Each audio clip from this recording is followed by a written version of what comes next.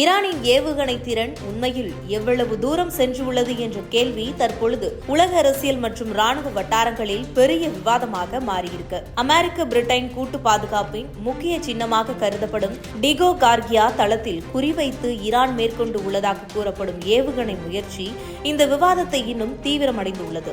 மத்திய கிழக்கு பகுதிகளில் நிலவி வந்த பதற்றம் இப்பொழுது இந்திய பெருங்கடல் வரைக்கும் விரிந்திருக்கின்றது. இதுவரைக்கும் ஈரானின் ஏவுகணைகள் அதிகபட்சம் 2000 கிலோமீட்டர் தூரம் வரைக்கும் மட்டுமே தாக்கும் என்று பல்வேறு சர்வதேச மதிப்பீட்டுகள் கூறி வந்தன. ஆனால் சுமார் 4000 கிலோமீட்டர் தூரத்தில் உள்ள இலக்கை நோக்கி ஏவுகணை செலுத்தப்பட்டதாக வெளியான தகவல்கள் அந்த கணிப்புகளை சவாலுக்கு உள்ளாக்கியுள்ளன. ஈரானின் மெஹர் நியூஸ் ஏஜென்சி வெளியிட்டுள்ள தகவலின்படி 2 நடுத்தர தூர ஏவுகணைகள் ஏவப்பட்டதாக கூறப்படுகின்றது. இதில் ஒன்று வழியிலேயே செயலிழந்ததாகவும் மற்றொன்று அமெரிக்காவின் SM-3 மிசைல் மூலம் இடமறிக்கப்பட்டதாகவும் அமெரிக்க தரப்பு விளக்கம் அளித்திருக்கு. இந்த முயற்சி வெற்றி பெற்றதா இல்லையா என்பதை விட ஈரான் காட்டியிருக்கும் தூரதிறன் தான் இப்பொழுது கவனத்தை ஈர்த்துள்ளது. இதற்கு முன்பு அப்பாஸ் அர்கச்சி ஈரானின் ஏவுகணை வீச்சு 2000 கிலோமீட்டர் தூரம் உள்ள மட்டுமே சென்றுள்ளது.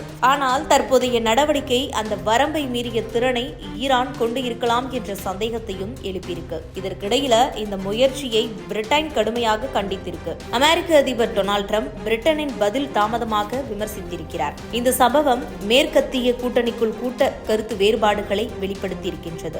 இந்திய பெருங்கடலின் மையத்தில் உள்ள டிகாகோ கார்கியா அமெரிக்காவின் மிக முக்கியமான ராணுவ தளத்தில் ஒன்றாகும். இங்கிருந்து நீண்ட தூரம் குண்டுவீச்சு விமானங்களும் உளவு நடவடிக்கைகளும் நடத்தப்பட்டிருக்கின்றன. அத்தகைய தளத்தையே குறிவைத்து ஏவுகணை முயற்சி மேற்கொள்ளப்பட்டு இருப்பது அமெரிக்க தளங்கள் இனி எங்கும் முழுமையான பாதுகாப்பானவை அல்ல என்ற அரசியல் சைகைகளை வெளிப்படுத்தியிருக்கின்றது. இந்த சம்பவத்திற்கு பின்னர் பென்டகன் கூடுதல் கடற்படை கப்பல்களையும் ஆயிரக்கணக்கான வீரர்களையும் மத்திய கிழக்கு மற்றும் இந்திய பெருங்கடல் பகுதிகளுக்கு அனுப்பியிருக்கின்றது. மேலும் ஈரானின் ஏவுகணை தொழில்நுட்பம் ஐரோப்பியாவின் தெற்கு பகுதிகளையும் எட்டுமா என்ற கவலையும் உருவாகியிருக்கின்றது. தொழில்நுட்ப ரீதியாக இலக்கை தாக்க தவறி இருந்தாலும் அமெரிக்காவின் பாதுகாப்பு வளையத்திற்குள் நுழையக்கூடிய திறன் தமக்குள்ளது என்பதை ஈரான் உலகிற்கு வெளிப்படையாக காட்டியிருக்கின்றது. இந்த ஒரு நடவடிக்கையே சர்வதேச அரசியலில் புதிய பதற்ற அலைகளை எழுப்பியிருக்கின்றது. இது குறித்து உங்களுடைய கருத்துக்களை கமெண்ட் பாக்ஸில் கமெண்ட் பண்ணுங்க.